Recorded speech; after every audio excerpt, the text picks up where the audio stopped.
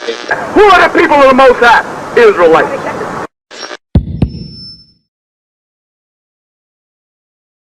All right, hey, Shalom, brothers. Rocket to Yahweh Yahushai, rocket to Yahweh Yahushai, rocket to Yahweh Yahushai, rocket to Yahushai, the water, Yahweh Hashem Yahushai. Got another lesson here, Elder Tazadakba, Elder Tazion, or should I say, what's the title now, Bishop? Which it don't even matter. Elder Tazadakba, Elder Tazion, brother's going to read for me. And I wanted to deal with a scripture in the New Testament in the book of Acts, one scripture that we use very frequently, and I wanted to go into it because I found some information on the Josephus that sheds light on what the scripture is talking about. Call it? Acts 21 and 38. Right, this is Acts 21 and 38. And I'll go up first. Yeah, you want to go up first? All right. Acts 21, 37. And as Paul was to be led into the castle, he said unto the chief captain, May I speak unto thee? Who said, Canst thou speak Greek? Right, Paul was being led into the castle. He asked the chief captain, Can I speak unto thee? That said to, Canst thou speak Greek? Because the Jews basically wanted to kill Paul. Because Paul basically brought the Gentiles, the Israelite foreigners, basically into the temple.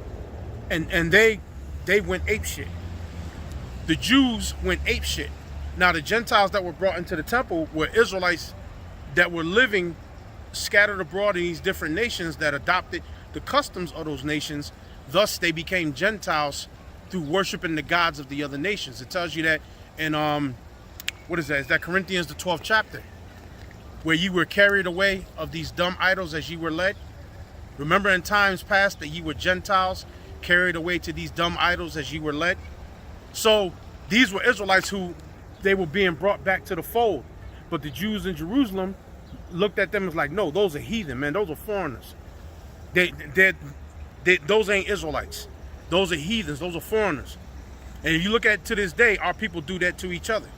If you're a West Indian, you're from Jamaica, and you come here to America, or you go to England, then you go back to Jamaica to go visit, what they call you, foreign. Oh, you one of them boy who go foreign.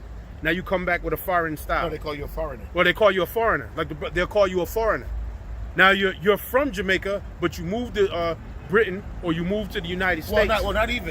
Not even. If those people that left have kids, right, and the kids were born in those other countries, right, when the kids come to visit, they call them foreigners. Right, they call them foreigners. The ones that were born there, they don't do that. They do it mostly to the kids that they have abroad. Foreigners. So these Israelites that were born abroad, to the Jews in Jerusalem, no, man, those are foreigners, man. Them ain't Israelites. Puerto Ricans do it to each other too. Colombians do it to each other too. Mexicans do it to each other too.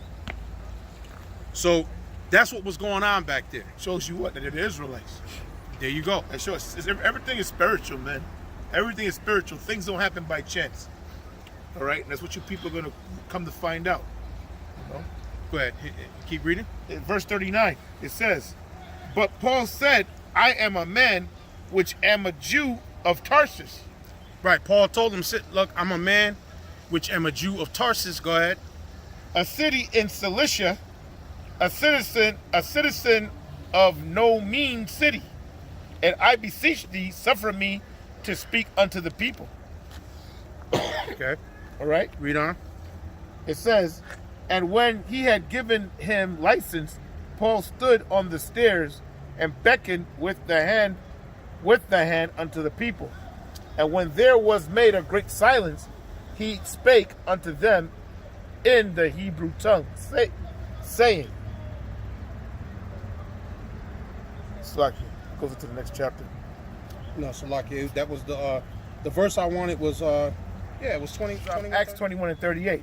Art not thou that Egyptian which before these days madeth an uproar and leddeth out into the wilderness 4,000 men that were murderers? Right. So that scripture, art thou that Egyptian which before these days made an uproar and leddest out into the wilderness 4,000 men that were murderers. So the centurion or whatever said to him, wait a minute, aren't you that Egyptian that had led that revolt? Now we always use that scripture as a color scripture, which there's nothing wrong with that, because the original Egyptians were dark. So when Moses had passed for Pharaoh's grandson, the Egyptians were dark, so Moses had to be a dark-skinned man. That is true. But what this is talking about, there was an incident. It says, art thou that Egyptian? There was an Egyptian that led a revolt, that led a revolt and an uproar and led many people into the wilderness. That's what he was asking Paul. Aren't you that guy? So now where the history of that is at is in the Josephus. And it's in the book War of the Jews, book 2, chapter 13. And I'm going to start at section 4 down to section 5. The points is section 5. But I'm going to read 4 to read down into it. It says, there was also another body of wicked men gotten together, not so impure in their actions, but more wicked in their intentions, which laid waste the happy state of the city. No less than did these murderers. These were such men as deceived and deluded the people under pretense of divine inspiration. Because they said, basically, I'm the Messiah, follow me. That was going on back there. There were so many uproars and revolutions going on back there. Men were basically taking the scripture in Deuteronomy 18 and 15, which was talking about a prophet coming in the like manner of Moses, which that was talking about Yahushua. That was a future prophecy of Yahushua. So they would read that and say, see, this scripture's talking about me, follow me, and lead a revolt. And then whoever was the military governor of Judea at that time would send the horsemen and military men down there and take that thing down. And that was happening all the time. Now this instance that we read about in Acts 21:38, that's actually what happened there. But the history of that is right here in the Josephus. Brother got something to say? The history of that is here in the Josephus. It says, these were such men as deceived and deluded the people under the pretense of divine inspiration, but were for procuring innovations and changes of the government. And these prevailed with the multitude to act like madmen, and went before them into the wilderness, as pretending that the Most High would there show them the signals of liberty. But Felix thought this procedure was to be the beginning of a revolt, so he sent some horsemen and footmen, both armed, who destroyed a great number of them. Verse 5. But there was an Egyptian false prophet that did the Jews more mischief than the former. For he was a cheat and a pretended to be a prophet also, and got together 30,000 men that were deluded by him. These he led round about from the wilderness to the mount which was called the Mount of Olives, and was ready to break into Jerusalem by force from that palace. And if he could but once conquer the Roman garrison and the people, he intended to domineer over them by the assistance of those guards of his that were to break into the city with him.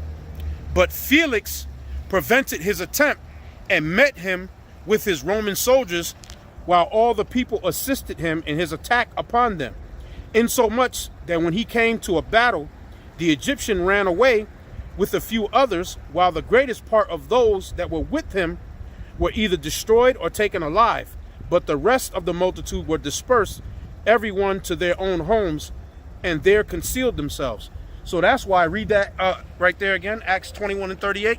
Art not thou that Egyptian? That's why the centurion asked Paul, are not thou that Egyptian? Because it was talking about this guy right here, who pretended to be a prophet, and he got the people he swayed the people. Why? Because he used the scriptures. Because remember, Revelation, the 12th chapter, tells you about there was a woman travailing with child, pain to be delivered. That child was talking about symbolically the nation of Israel, but Yahushua was being born to be what? The deliverer to the Israelites. And Israel was in pain to be delivered. Why? Because the Romans was putting hell on us. So you had all these uproars happening because Israel was tired of the Roman taxation. Israel was tired of being under the Roman thumb. So you had countless guys that were rising up saying, look, hey, that scripture, could you get Deuteronomy 18 and 15 for me? We're just going to touch on that. And then we're going to hit the one in Matthew 24 where Yahushua talked about there's going to be arise false Christ, false anointeds, follow them not. Because that was going on before the birth of Yahushua, during Yahushua, and after Yahushua. This incident right here happened after Yahushua.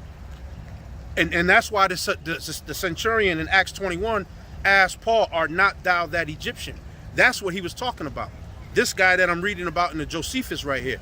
And this was under the time of Felix, because when you read on in Acts You go to Acts 22, 23, 24. Paul was taken. He was taken by the centurions, and they brought him before who? Felix. Felix was the procreator of Judea, or another, let me give it another name, governor of Judea at that time. So this was during Felix's reign. So this is the same exact story that is talking about in Acts 21 and 38. Go ahead, brother. You're just going to touch on that scripture. Deuteronomy 18 and 15.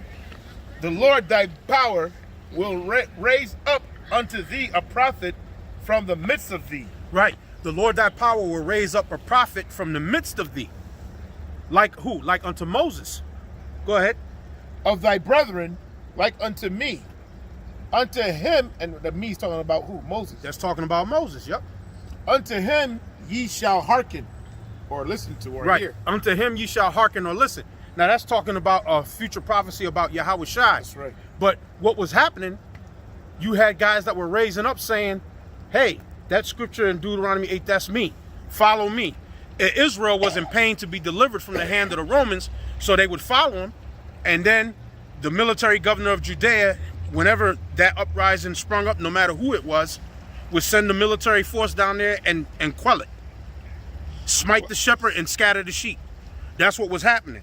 Give me Matthew 24 and 26. I think it starts in 26. Where Yahweh Shai is saying, beware, that there's going to be false anointed. So that story in Acts the 21st chapter, that was during Felix's reign. 24. I'll start at 23. Matthew 24, 23. Okay. That if any man shall say unto you, lo, here is the anointed, or there, believe it not. For there shall be false anointed. The word that got written here is Christ. Right. But the word is anointed. Right. False anointed. There shall be false anointed. Go ahead. And false prophets. Which the Yahweh Shai warned us about that. But that's what was going on in Judea at the time. There was all kind of turmoil that was going on at the time. The Zealots was wreaking hell all throughout Judea. Then the Sicarii were born out of the Zealots. And then they started wreaking havoc throughout Judea. And that's a whole nother story within itself about the Zealots and the Sicarii. That was going on at that time too. Go ahead. And shall show great signs and wonders, insomuch that, if it were possible, they shall deceive the very elect. If it were possible at all, they would what? They would deceive the very elect. Behold, I have told you before. Wherefore, if they shall say unto you, behold, he is in the desert, go not forth. Right. If they shall say to you, he is in the desert, go not forth. Don't follow him. Don't listen to him. Go ahead. Behold, he is in the secret chambers, believe it not. He's in the secret chamber, believe it not. Go ahead. For as the lightning cometh out of the east, and shineth even unto the west, so shall also the coming of the Son of Man be. Because Yahweh Shai was saying, when I come back, it's going to be in the chariots. And you're going to see it. Like you see the lightning coming out, that's how you're going to see me coming. Yeah, because lightning from the east right. shines to the west. Meaning right. It's going to be so fast in the air. Right. You can't but know that is him. I shall not meet thee as a man. Right. The Lord said he shall not meet thee as a man. You'll come back as a supreme power with those chariots. That's and right. That's why, footnote, that's why there's so many chariot sightings in these days, because right, in this days and times. We're very close to that time. So that's pretty much what I wanted to cover in a nutshell. So Acts 21 and 38, that's what it's dealing with. It's in the Josephus, War of the Jews, book 2, chapter 13, sections 4 and 5 is where you can read that at, and you can go look it up for yourself. So with that, I'd like to give all praises to Yahweh, Ba'ashem, Yahweh Shai, Ba'ashem Rakakodash, and say shalom, and I hope you brothers learned something from this little quick hit.